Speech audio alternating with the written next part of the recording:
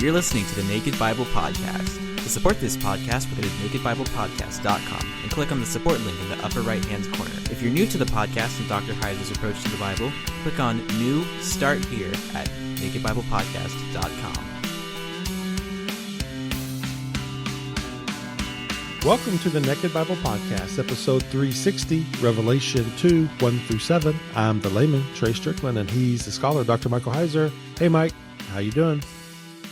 Pretty good. You know, Trey, we have been in Florida now for a little over a year. Yeah. I'm a Floridian. I'm Florida man now. Yeah, you mentioned that last time, and then I just need to know if you've got a tan since then. No. I don't know if I'm proud of that or not, but I do not have a tan. That might change next year. You know, the place we got did not have a pool. You know, and that was, sort of by design. You know, there were things that we needed to work on and fix up. So it's taken 6 months, but we now have a small pool in the backyard. Of course, it's too cold to use it, but that's just how things worked out. It just took overly long to do this. And sure enough, one of my only fear with the pool is Maury, because I don't think for a minute that Maury can swim. Yes, I know dogs are supposed to be able to swim by nature. You have not met Maury. Okay. So sure enough, I got a text this week from Drina, and she says, guess what? I opened the door and Maury charged out and went right into the pool. she had to jump in after him. With the water? I mean, with the water, it's just I'm glad the water was in it, or else he could have broken a leg or something. It's only like 5-6 feet deep. It's a small pool, but he went right in the water. And she said he just sank like a rock. She goes, but like I'm getting the narration here, oh, he's starting to come up to the top, but she jumped in and got him, and he was fine. But we've now decided that we cannot just let Maury out to do his thing without being on a leash until we arm him properly, until we clothe him properly. So I bought a dog floaty this week. It has not gotten to the house yet, but I can't wait. I can't wait to put it on him, because then he can run around, and if he just happens to charge into the pool, he'll be okay. That's funny. He'll bob right to the top. Well, what if he goes in I got down? one for Norman too. Norman, I wasn't. She didn't say whether he went upside down or not. He just sank. Yeah, well, I mean, if you put the floaty on, what if he floats to the top? We'll find out. Down? Yeah. Well, it shouldn't. I mean, if the things, it's a dog life jacket, so it's not just like a Walmart floaty, but it's supposed to be a life jacket for dogs. Okay. So we got him one of those, and it should be here today or tomorrow. And I also got Norman. I know can swim. Okay, he'll love it. So we got his with a little shark fin on it. He'll just be trucking around. But Maury, that's a hazard. Well, was Maury able to swim at all? I mean, was he at least not according to Drina? So what we're gonna do is, when it gets warmer, we're not gonna dip him when it's cold, but we'll put this thing on. I mean, I'll put it on him just in case he jumps in again. Okay. We'll do that right away. But like in the summer, we'll put him in just to see if he can kind of do it, like the motion, But even if he can, he's going to need the flotation. So yeah, there we go. That's Maury's big adventure. Are you sure you didn't get that pool just for the dogs, or did you get it for y'all too? I mean, are you going to use this pool? I did. I can't imagine you out there. That was my motivation. We had a pool when I was growing up, and I never went in it because I don't really swim. I could probably tread water for a few hours, to save myself, but I'm not a swimmer, so I never went in the thing. And I'm not planning to go in this one unless it's to have fun with Maury or the dogs, But everybody else, they're more into it than I am. So all I want to see is pugs in the pool. Then I'm happy. Yeah. That it was worth the investment. Yeah, there you go. That's a good visual. That raises property value. So it was easy to talk me into it. Okay, pug in the pool, value the property. I don't really have to use it. If I got those two things, it'll be good. Well, that's a sweet image, pugs in the pool, as we go through the book of Revelation here. So It's kind of apocalyptic. Is that your point? no, it's pretty cute. So it's the opposite of apocalyptic. Right. So, Something to balance all the disaster stuff in Revelation. Okay. Right. Absolutely. Well, okay. Yeah. If you get frightened, listeners get frightened as we go through the book of Revelation, just think of pugs in a pool. So there you go. That'll calm you down. Absolutely. Yeah, well, I'm excited to get back into Revelation. We had a nice little break, and I'm ready to get back into the Bible. Yeah, me too. To be honest, I mean, I like doing interviews, but I kind of like to build a little momentum too. So I'm glad we're back, and we are jumping into Revelation 2. There's one item reader or listeners may recall. We skipped the death and Hades part of Revelation 1, and we're going to pick that up when we hit that phrase again later, which I, of course, when we were going through Revelation 1, I mentioned that, but just to mention it here again. So we're moving right into chapter 2, and we'll wait to pick up the whole death and Hades thing, which I think people are going to find real interesting. But for today, it's really the first 7 verses. I don't know. I think next time we'll probably just finish the whole chapter, but for right now, the first 7 verses, which I'm going to read, and then we'll jump into it. Again, our point here is, how does the Old Testament get repurposed? How does the Old Testament contribute to what we're reading, understanding what we're reading? So this is the letter to the church in Ephesus. It's the first 7 verses, and I'm reading ESV. It says, "To the angel of the church in Ephesus write, the words of him who holds the 7 stars in his right hand, who walks among the 7 golden lampstands. I know your works, your toil, and your patient endurance, and how you cannot bear with those who are evil, but have tested those who call themselves apostles, and are not, and found them to be false. I know you are enduring patiently and bearing up for my name's sake, and you have not grown weary. But I have this against you, that you have abandoned the love you had at first. Remember, therefore, from where you have fallen, repent, and do the works you did at first. If not, I will come to you and remove your lampstand from its place, unless you repent. Yet this you have, you hate the works of the Nicolaitans, which I also hate. He who has an ear, let him hear what the Spirit says to the churches. To the one who conquers, I will grant to eat of the tree of life, which is in the paradise of God." So, I mean, there are lots of things we could sort of point out here. There's the reference to my name's sake, which ties in with the name theology. Again, we've spent a good bit of time on name theology in the podcast, so I'm not going to dig in there at all. We could. It's very obvious, the words of him who holds the 7 stars in his right hand. Again, this is ostensibly the source, the origin point of the message, and this is Jesus, who we've seen in prior lessons here, prior episodes, is identified with God. And then at the very end here in verse 7, he who has an ear, let him hear what the Spirit says to the churches. So now the Spirit is the one giving the message. Well, is it the Spirit? Is it Jesus who is God, or God? And the answer is, yep. Again, this is you get another one of these indications where, this is the sort of thing where Trinitarian thought comes from, this co-identification. And again, we've spent a lot of time on that in other books and, different ways. So I want to focus on some different things here that actually have some sort of specific root in the Old Testament that we haven't, spent so much time with, in earlier episodes or other episodes of the podcast or even my books.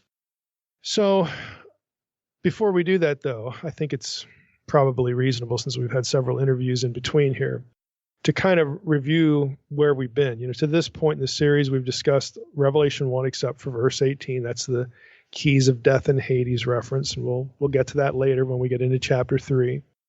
We've looked at 7 spirits or stars or angels identified with 7 churches. This is all Revelation 1. And the term lampstands is looped into that. The 7 churches are identified as these lampstands per Revelation 1:20. We've seen Jesus, the glorified Son of Man, is in their midst. That's Revelation 1:13. And we looked at how the exalted Son of Man figure comes from Daniel 7, familiar passage to this audience, where the Son of Man gets the deity epithet, the one who rides on the clouds or comes with the clouds. In that chapter, again, Daniel 7 has the Ancient of Days with the hair and clothing white as snow and pure wool, with a throne of fire. But Revelation 1, attributes that imagery also to the Son of Man, where Daniel 7 doesn't do that. Daniel 7 has these two characters, Ancient of Days, Son of Man. Revelation 1, John merges them. And we talked about why John does that, and again, to identify Jesus and God and so on and so forth. So Jesus, we have in Revelation 1, God is man in the midst of the seven spirits and the stars, the seven angels identified with the seven churches.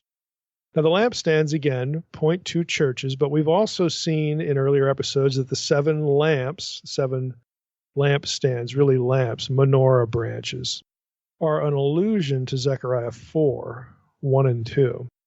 Where we have one standing lamp with seven branches. Again, the classic menorah figure.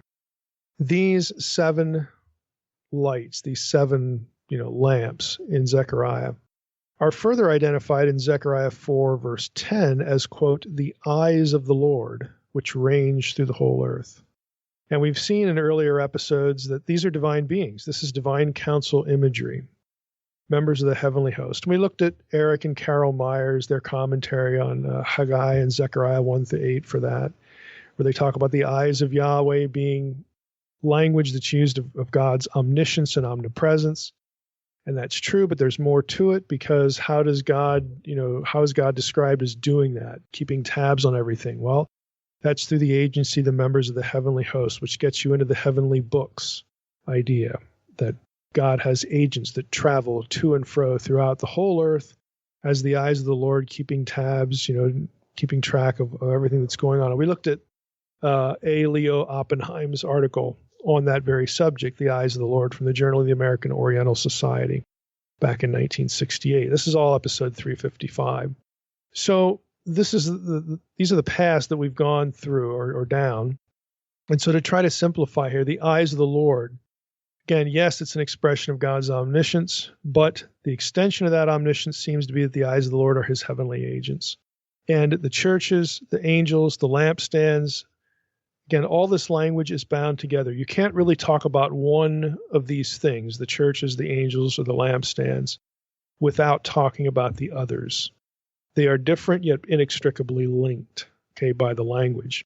Now, all of that's necessary in terms of review because of a line we're going to encounter later in Revelation 2, the message for the church at Ephesus. So, again, let's jump back into Revelation 2 and the first line, to the angel of the church in Ephesus write. So, ostensibly, John is instructed to write to this angel, whatever that is. Now, the language here is why some interpreters think the angels are the pastors or the human leaders of these churches. John's writing a letter to that guy, or whoever. Now, that might sound right, but it's actually problematic. And you probably have already sensed that because of the identification of the angels and the lampstands and the churches and the stars. Can you really neatly separate the people in the church from the church collectively, from the eyes of the Lord? I mean, how do you parcel these things out? And the answer is you can't really do it neatly. They're inextricably linked, even though they're different things. You can't really talk about one without talking about the others. So that's the general problem. To this point, when writing about churches up until chapter 2, there's been no mention by John of specific human leadership, only supernatural guardians or supervision.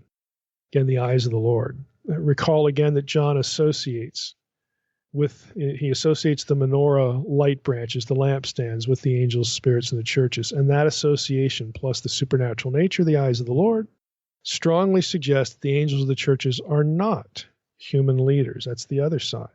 Now, in his Revelation commentary, Owen writes this. He says, the term angelos, angel messenger, occurs 77 times in Revelation in both singular and plural forms. Only 8 of these references are problematic, those that refer to, quote, the angels of the 7 churches. That's Revelation 1:20. And the 7 occurrences of the singular term angelos as the particular addressee of each of the 7 proclamations to the churches. The first one we've run into here is Revelation 2:1, but there's others, throughout these 2 chapters. Since most of the 69 occurrences, that are left of the term angelos or angeloi, that's the plural, refer to benevolent supernatural beings who serve as mediators and messengers between God and his creation, On notes, most scholars therefore presume the 8 problematic references must also refer to beneficent supernatural beings. Again, to shorten that up, you got 77 occurrences, 69 of them are not ambiguous. They're supernatural beings. The only ones that aren't are when the term is linked to the churches here. So On saying, well, look, odds are pretty good that maybe we're better off, looking at the angel of the church in, fill in the blank is also a supernatural being.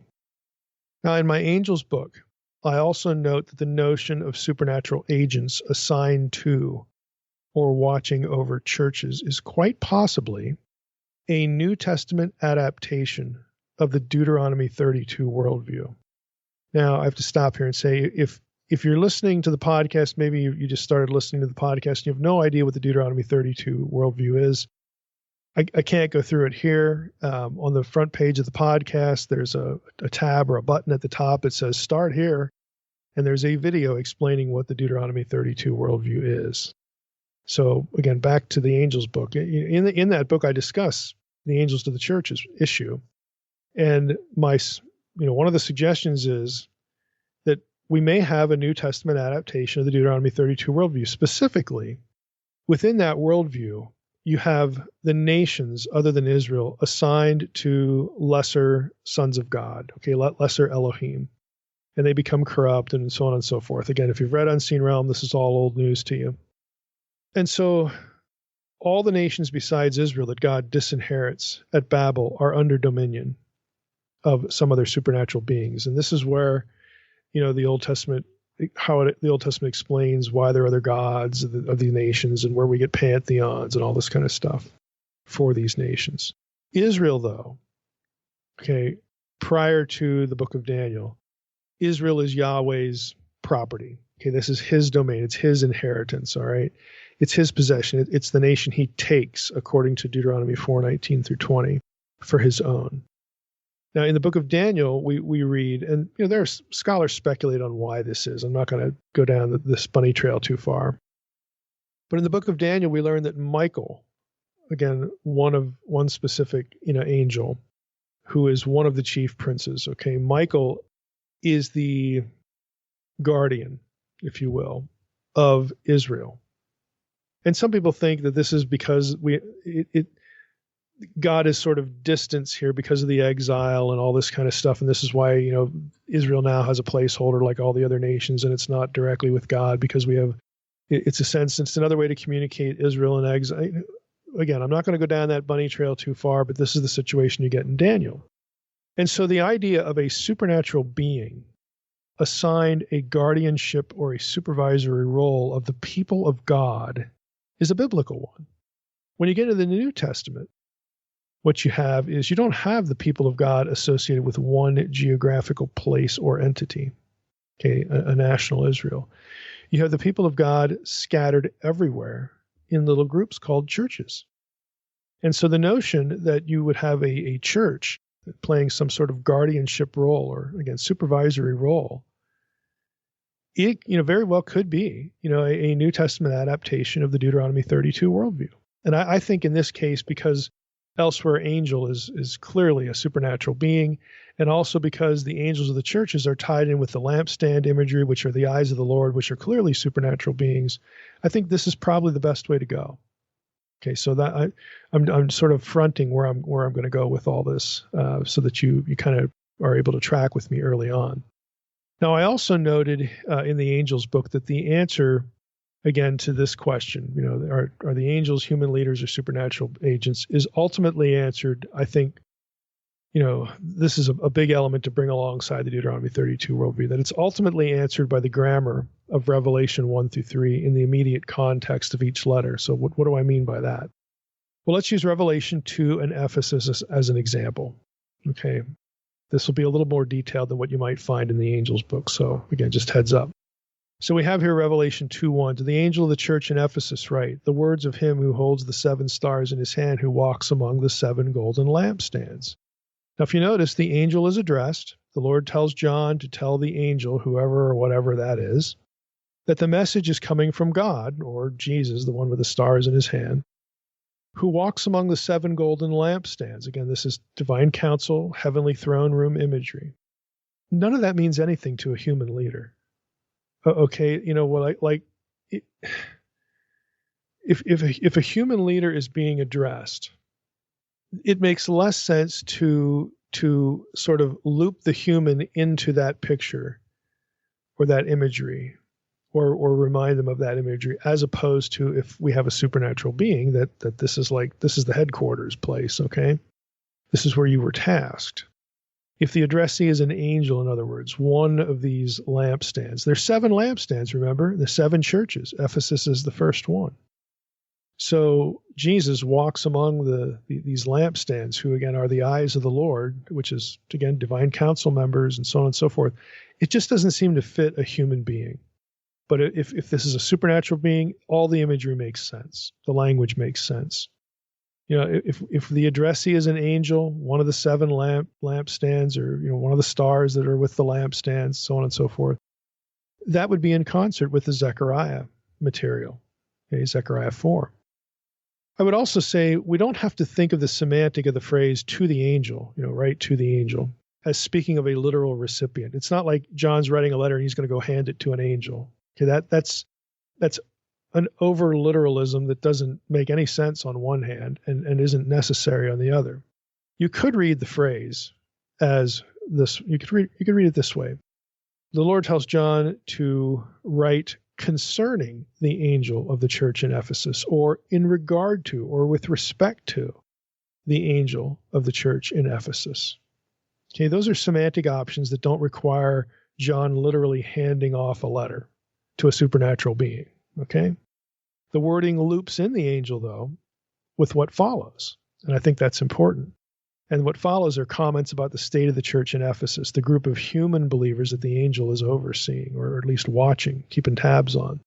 So verse 2, I know your works, your toil, and your patient endurance, and how you cannot bear with those who are evil, but have tested those who call themselves apostles and are not, and found them to be false. I know you are enduring patiently and bearing up for my name's sake, and you have not grown weary.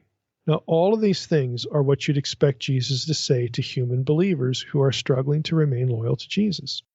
The pronouns used here, your works, your toil, your patient endurance, and then verbs, you have tested, you are enduring, all this stuff. They're all grammatically singular. So you would ask, well, doesn't that mean that we have to opt for John writing to a human leader of the church at Ephesus because the verbs here are singular? The answer is no. Singular Greek grammatical forms are used of collective entities, in this case, churches.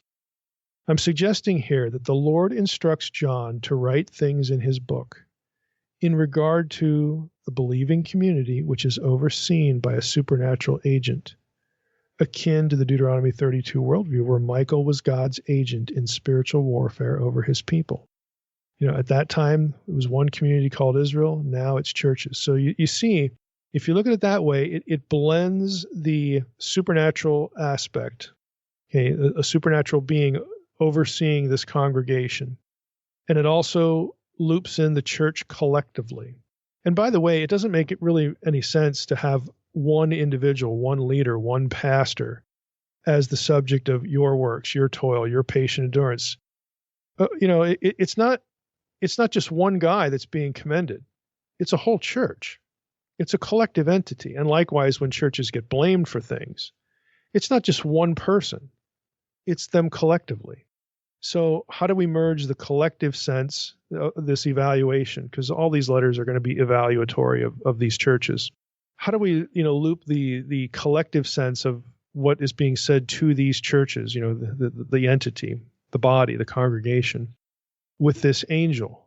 And again, I think the best way, I'll just say it again, I think the best way to merge them together is that God is instructing John to write things in Revelation in regard to the whole church, the believing community, which is overseen by a supernatural agent, an angel, akin to the Deuteronomy 32 worldview. I think that's the easiest way to marry these two things together and make sense of the language. Let's go to verse 4. But I have this against you, and that you have abandoned the love you had at first. Remember, therefore, from where you have fallen, repent and do the works you did at first. Well, I think verses 4 and 5 make the perspective I just sketched out pretty clear. These are all singulars again, against you. You have abandoned the love. You have fallen. Repent, singular command. To me, it defies credibility to think that the point of this language is for either one supernatural agent assigned to the church that they're getting blamed, or one human pastor. Rather, it's one group that is getting evaluated here, the church, which is at Ephesus. Okay, I think Revelation 2 begins very clearly. I mean, who does it say that the letter is actually and ultimately to? It's to the angel of the church in Ephesus, right? Okay, so we've got the angel, the supernatural guardian, and the church collectively. So how do we marry those two things together? To me, it just makes little sense to say that one human being is being isolated out as the recipient of this letter and getting the credit or the blame. And it just doesn't make very, very good sense for me. To me, on the other hand, it makes good sense for the singulars to be pointing to the body of believers at Ephesus, the whole church, that they need to, here's what you're doing well, here's what you're not doing well. Now we get to this line. Okay, he says, repent, do the works you did at first. If not, I will come to you and remove your lampstand from its place, unless you repent. So what is the threat? There's a twofold aspect to this. Since the lampstand and its star, or its angel, are inextricably linked, again, because of the lampstand imagery in Revelation applying to the church, but in the Old Testament being used of supernatural beings. Again, these things are merged. You have to look at this in two ways. There's a twofold aspect to this. The lampstand, the star are linked. Okay, the church and its angel are inextricably linked. The church and its supernatural guardian, you can't really distinguish them neatly and separate them. Basically, if the church at Ephesus doesn't get its act together, the Lord is going to recall its lampstand, its supernatural agent, its guardianship. That's the threat. We're going to call this guy home, which means the church's effective presence in the world. I mean, if the angel here is supposed to be a helper or a guardian or an overseer, I mean, all these things, angels do lots of things. Okay, the threat to say, well, I guess your work is done here, come on back. That would be, to me, it's the New Testament church. It's the Revelation 2 equivalent of Judges chapter 2, where the angel of the Lord, in that case, shows up, and says, hey, you failed at the conquest. I'm leaving. You're on your own. I'm out of here. So it has that kind of a flavoring. It's a judgment. For God to remove the guardianship or the angel who is there to assist in some way or observe or whatever the angel is going to do at any given point, is to treat his people at Ephesus as though they are not his. Their job is over. It's a chastening. And by the way, the connection to Israel there should be apparent. I mean, God does do this to his people. He withdraws, his presence. I mean, the glory leaves Israel before the exile. I mean, we're familiar with these passages. And the angel of the Lord in Judges 2 says, I'm out of here. I'm no longer going to lead you. So again, mapping these ideas over to each other, the concepts are not foreign. The concepts are present in the Old Testament. The lampstand, being removed from its place. That is, this supernatural agent will cease to play a role in you people being a kingdom of priests and a priestly witness at Ephesus. I mean, because that's your job. That's your job. And if you think about, again, parallels to Israel again, Here we go. Again, it's the Deuteronomy 32 worldview seeping into the New Testament context, okay?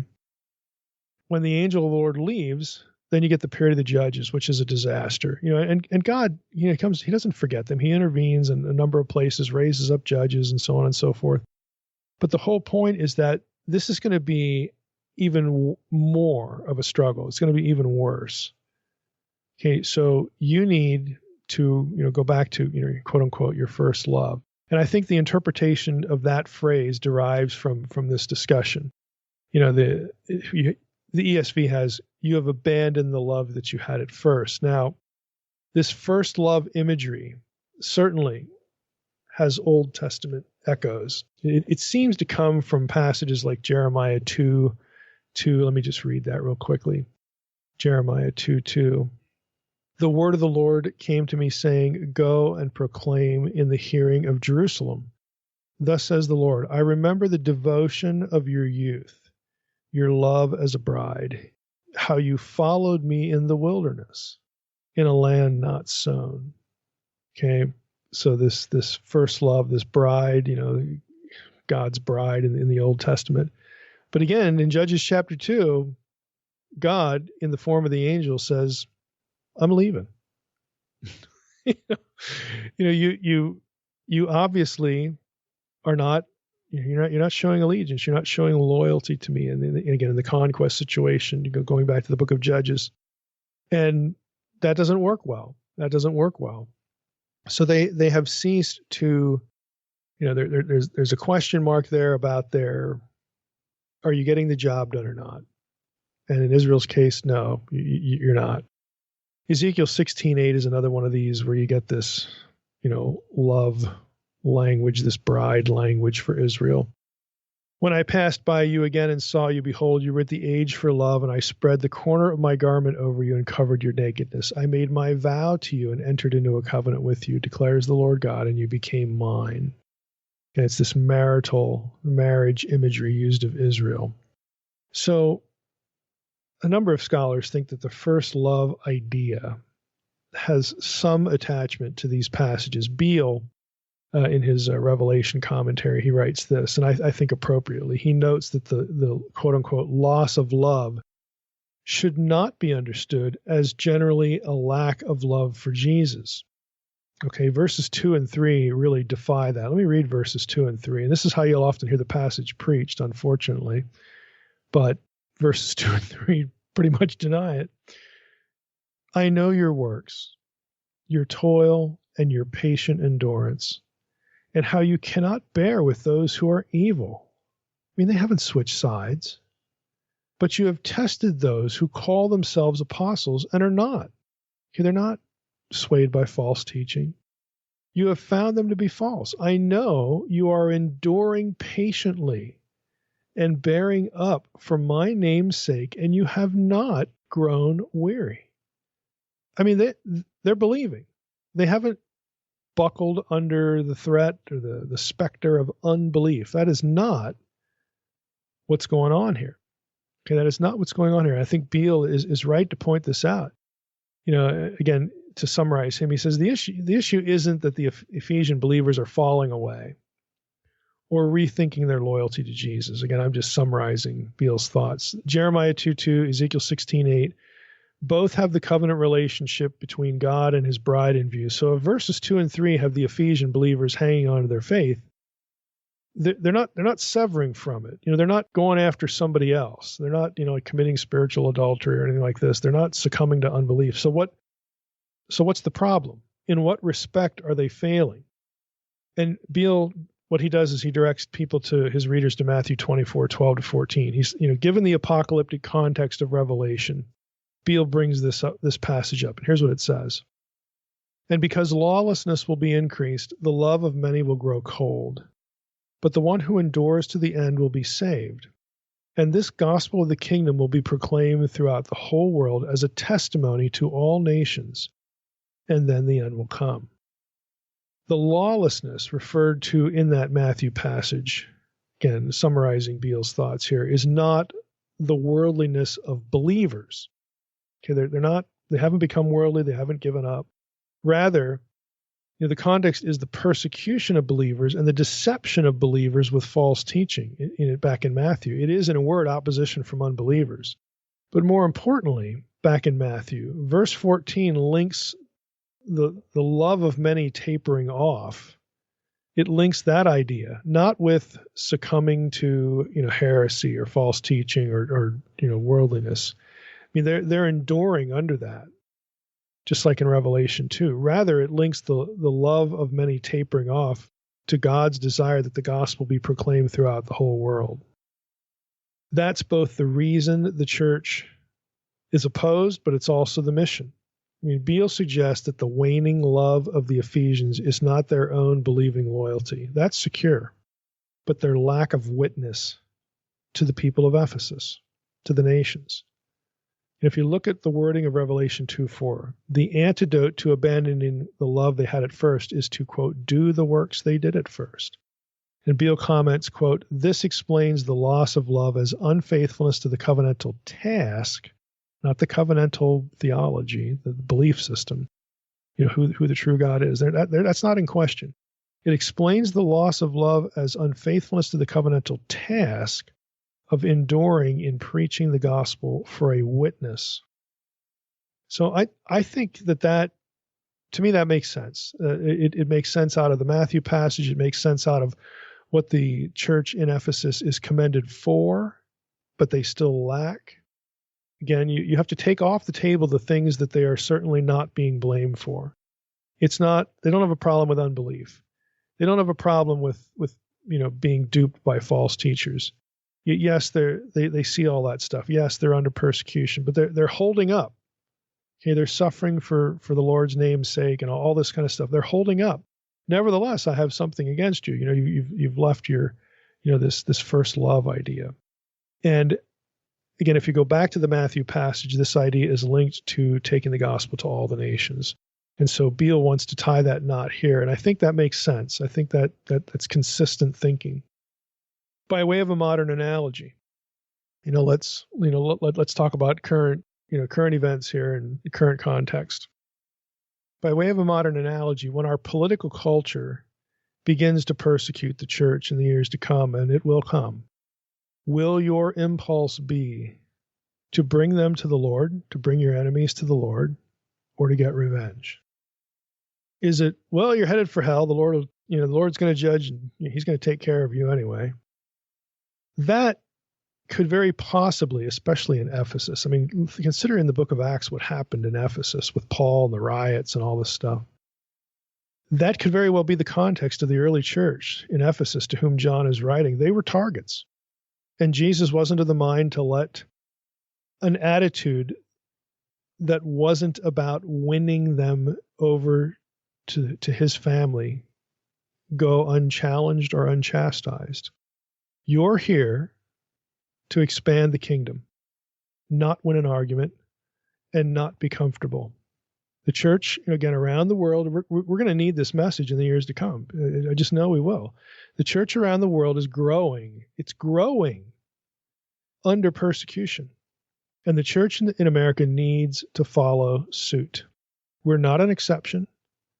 And the mandate of the Great Commission, Jesus, is not going to change. So when you're put in situations like the people of the church of Ephesus, when life just becomes either hard or irritating or, whatever level of severity, is your first impulse going to be, we need to win these people to the Lord because this is why we're here. This is why we're here on earth. This is what God wants us to do. This is the mandate Jesus, gave us before he left, before he ascended. Or is it, we're going to get revenge. We're going to show you, it's just something we're all going to have to think about. And if we go back to Ephesus, they are in a difficult situation. Again, they are trying to, we've got the civil authorities, the Roman world. Again, Christians get targeted time and again. Some of the persecution gets really bad in pockets, historical pockets. But Christianity, again, newsflash, Christianity is not legalized in the Roman Empire until the late 300s AD. That's over 200 years later. Okay, this is not an officially politically recognized belief system or sect. They are viewed with suspicion for any number of reasons. And we probably all, heard, background information, about the situation, with the early church, how the Romans thought the early Christians were atheists because they wouldn't, offer sacrifices to the gods. It was a goofy thought, but you could see how they would get there. That you had Christians that either resisted going into the military in the early church, or if they were there, they had divided loyalties because of their allegiance to Jesus as opposed to, their commanders in certain situations. So that put them in a bad, reputation. There were just any number of reasons why, if you were an early believer, and this is post Nero, okay? Nero's, again, in the 60s. So regardless of your view of the authorship of Revelation, you're in a post-Nero context. Why bring that up? Because Nero villainized the Christians. All over the Roman world, there's nobody that's embracing these people. So they're in a tough spot. And yet, the letter, here addressed to the Ephesians doesn't say that they're fainting and failing or succumbing to unbelief. They're not. None of the above. But apparently, again, if we loop this passage back to the one in Matthew that Beale brings up, apparently they've let the mission slide. Their love for the people they are left to win is disappearing. It's waning. They're losing enthusiasm for doing ministry among these people. And again, before we beat them up too harshly, it was a serious thing to reveal to someone that you were a Christian and to talk about Jesus, and to, do I want to let them know that there's a church here in town?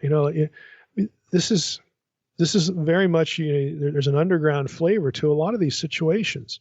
There could be any number of reasons why the early church is just, again, losing enthusiasm for what they're supposed to be doing. And this is what the Lord's concerned with, because this is why you're here. Now, we could go to passage in the Gospels where, any passage in the Gospels that talks about, hey, don't be amazed if people hate you.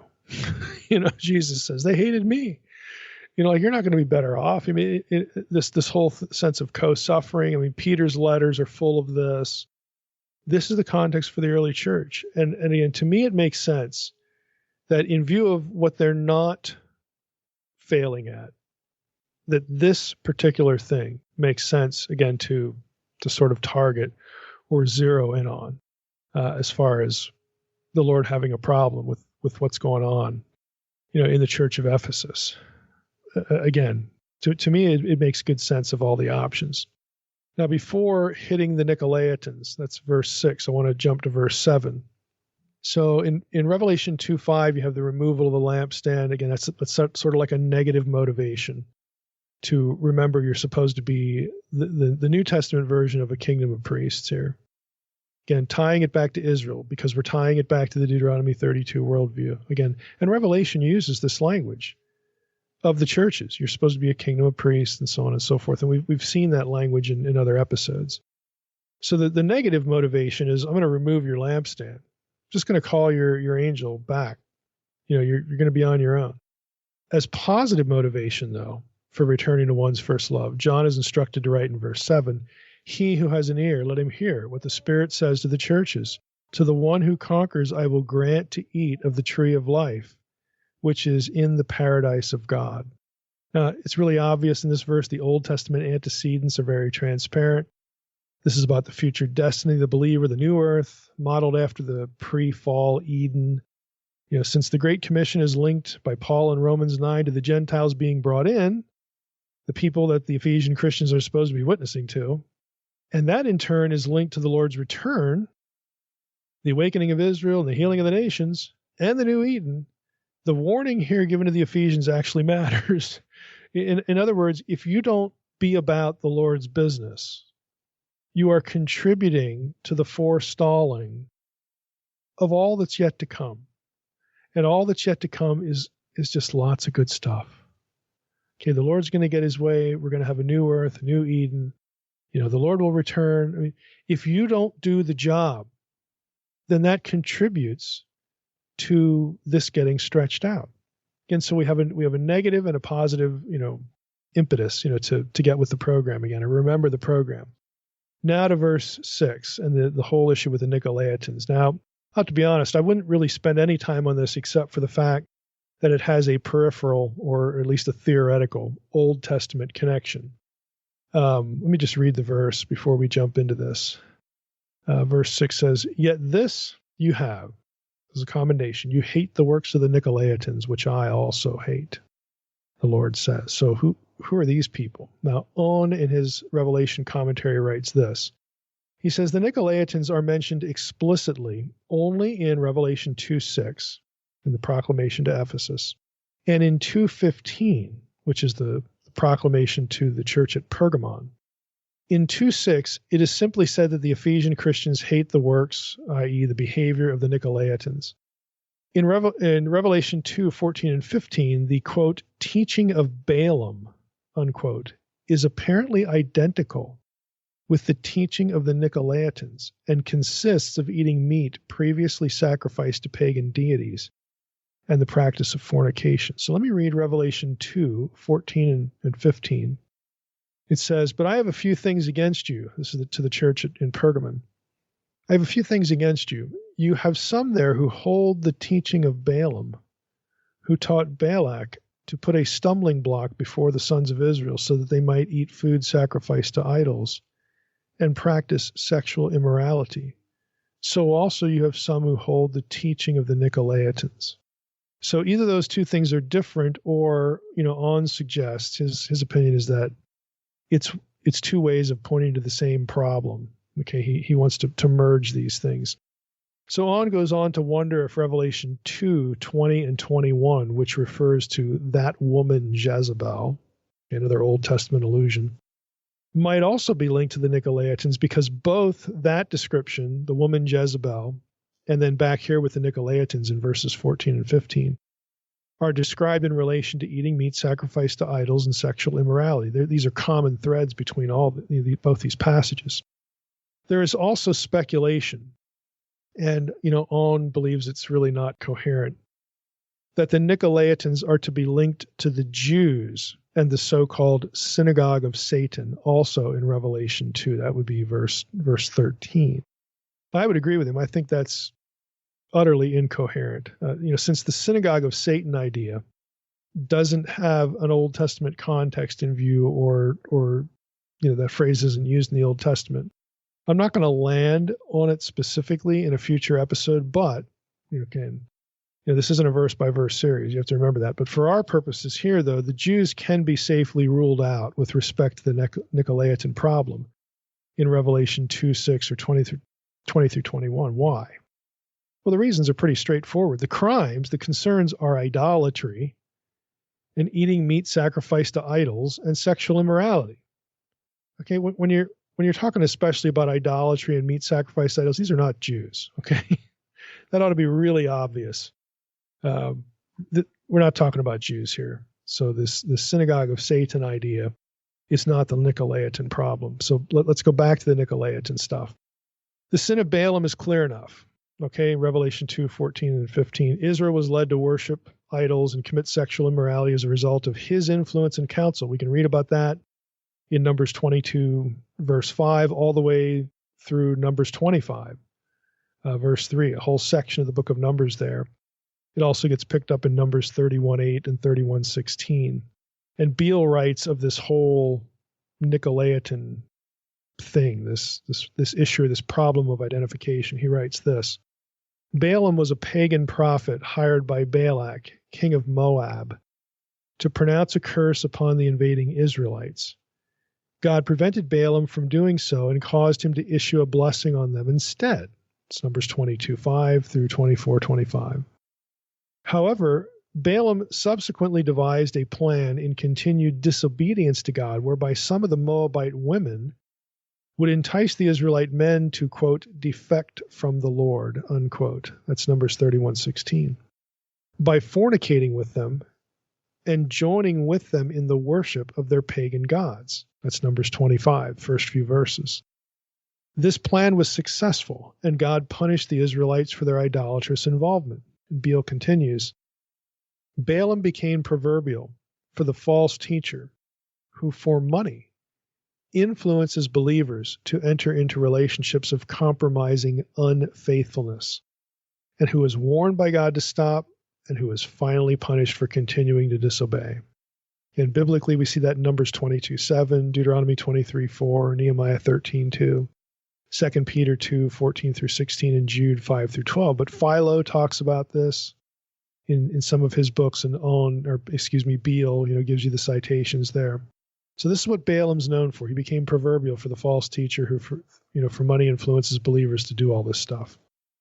Beale continues, the episode from Numbers is applied to a group of false teachers in the church of Pergamum because a principle of theological continuity was discerned between the two situations. Now, let me read that again.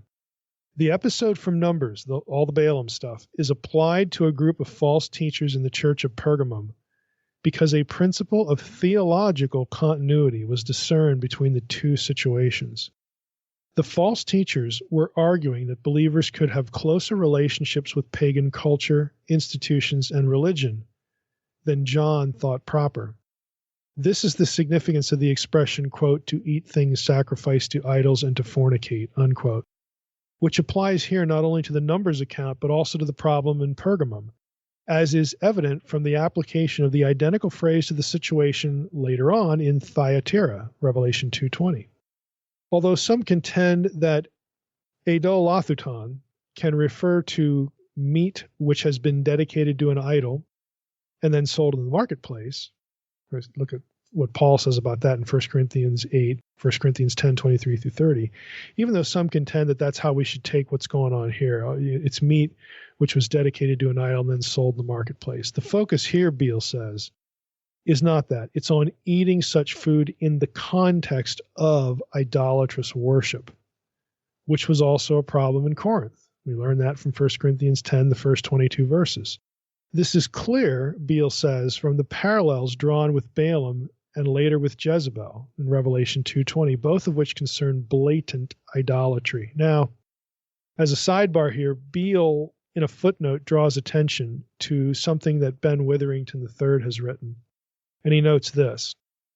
B. Witherington has now shown that all uses of idolathouton in the New Testament, including 1 Corinthians, refer to, quote, meat sacrificed to and eaten in the presence of an idol or in the temple precincts, unquote. And that citation is from an article by Witherington entitled Not So Idle, IDLE, Thoughts. Not So Idle Thoughts. That Ben loves puns. Okay, those of you who caught, our interview with him, way back here on the podcast know that. So he does it again here in an article titled Not So Idle Thoughts. And basically the point is that, look, we don't have a contradiction here between what John is saying in Revelation 2 and what Paul says in 1 Corinthians 10. Because in 1 Corinthians 10, Paul says, look, don't eat meat sacrificed to idols because you're going to enter into fellowship with demons. Okay, that's 1 Corinthians 10, 21, 22.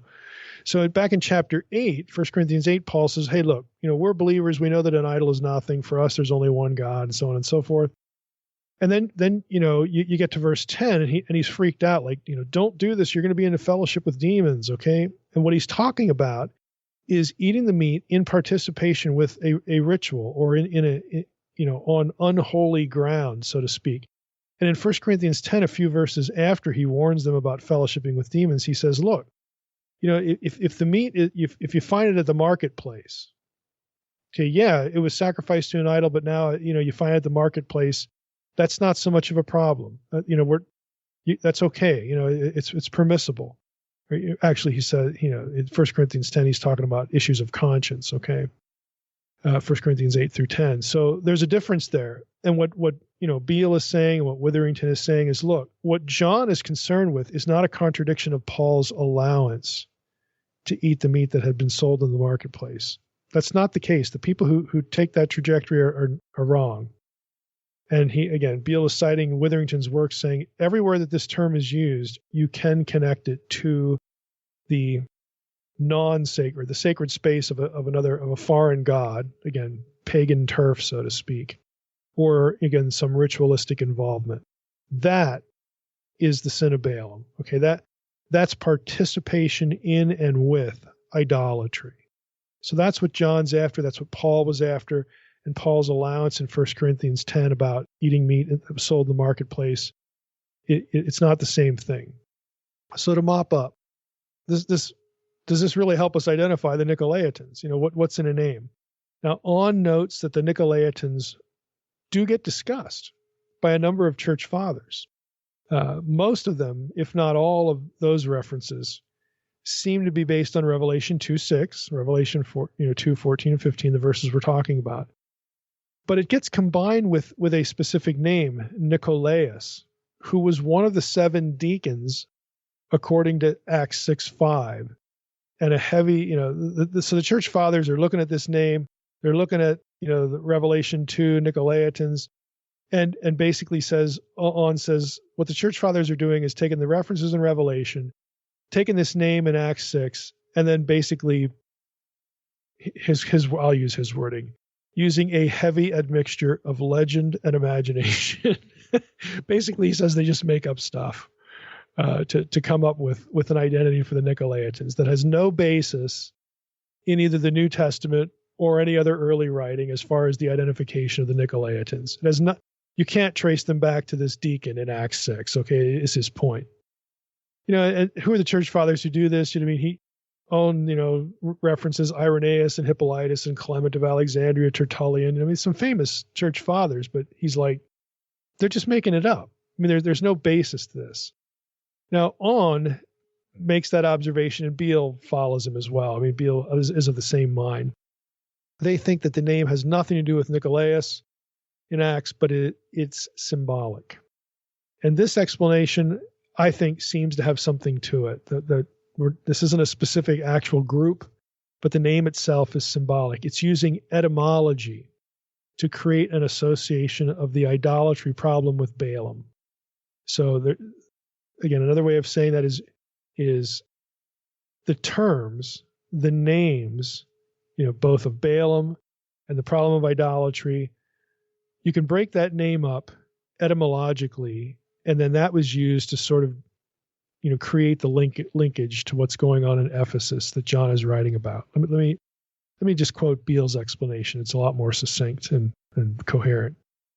Some suggest, Beale writes, that Nicolaitans could be merely another name for the Balaam sect, since their teaching is emphatically equated with that of the other group.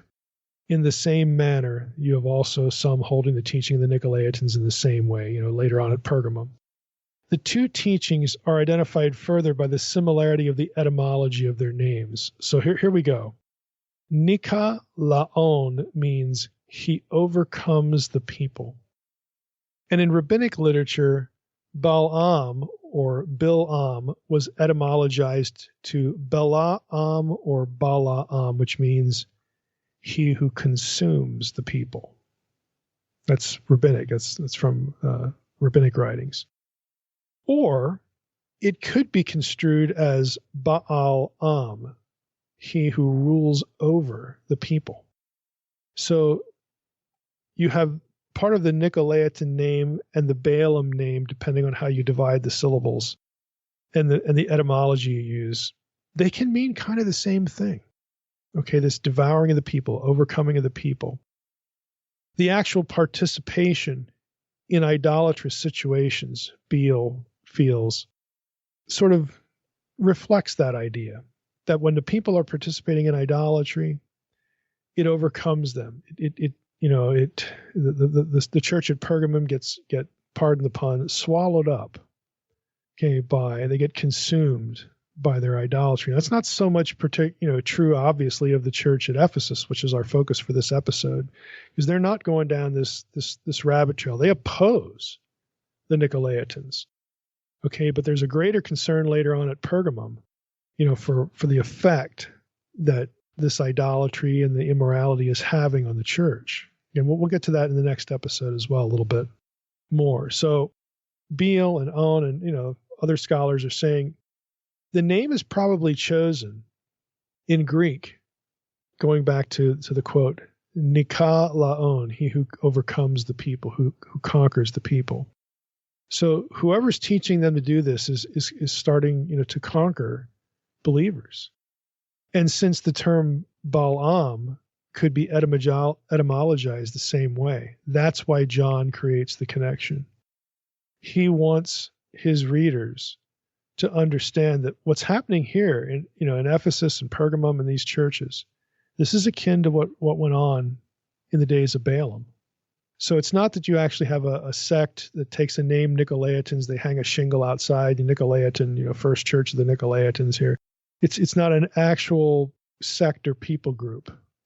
Rather, it's a label to put on those who are seducing believers into idolatry and immorality. And the connection with Balaam is done through the word meanings, the etymology. I think, again, that's better. I mean, I don't know that that's certain, but it's better than saying, oh, it's probably some followers of this guy Nicolaus in Acts chapters. Well, again, it'd be different if you had a textual record of that. But the church fathers don't have specific references textually to that. They just sort of glom on to the idea. As again, going back to On's quote, it's an admixture of legend and imagination. I don't really have anything to hang the hat on, but it sounded good. It was a way of explaining it. Whereas, again, if they had gotten into the Hebrew etymology, which is asking a lot for early church fathers who didn't know Hebrew, if you're going to do that, then you can kind of see how the two things would fit together. So, again, that's an Old Testament relationship. Is it really repurposing the Old Testament? Well, a little bit, kind of, sort of. I mean, if this is what's going on, John seems to be aware of it and wants his audience, again, to think about the situation they're in. And he's going to ask the church at Pergamum to do the same thing. Consider what's happening here. This ought to take your mind right back to Balaam and what a disaster that was. Both in terms of what was happening, boots on the ground, and God's response to it. You do not want to go down this road. So again, we'll just wrap up chapter 2, or at least the first 7 verses with that. And again, next time we're going to try to finish chapter 2. We've already dipped into what the second half of it with some of the Balaam stuff. But we'll revisit that a little bit and pick up some of the other material. But that's where I'd like to stop for today. I think it's a good place to stop and sort of sets up what we'll do next time. All right, Mike, sounds good. I've got a few questions about the Nicolaitans, but we'll hold off on that. I mean, sure. The other question I really got is, who are they? But like you said, how old do you think? How long ago do you think they existed? Well, I'm with Beal and On. I don't think it's a specific group, that would have identified themselves by that name. Yeah. I think it's a label given to them, right. In Greek, imitate what the term Balaam could mean in terms of its etymology, the parts of the word. He who, the one who conquers, or the one who devours, that sort of thing. So I don't think it was a specific group. I think it's, again, this is John's way of linking these people who are seducing believers in the church to idolatry, linking that back to Balaam. Because if you take Nicolaitan apart, it's, our people are getting consumed. And if you take Balaam apart and do the etymology there, it's he who consumes as well. So I think that's why he used the terminology, not to point to sort of a historical group. All right, Mike, sounds good. Well, we'll look forward to the rest of chapter 2 next week. And I guess that's it, Mike. All right, we appreciate it. Well, with that, I want to thank everybody for listening to the Naked Bible Podcast. God bless. Thanks for listening to the Naked Bible Podcast. To support this podcast, visit www.nakedbibleblog.com. To learn more about Dr. Heiser's other websites and blogs, go to www.drmsh.com.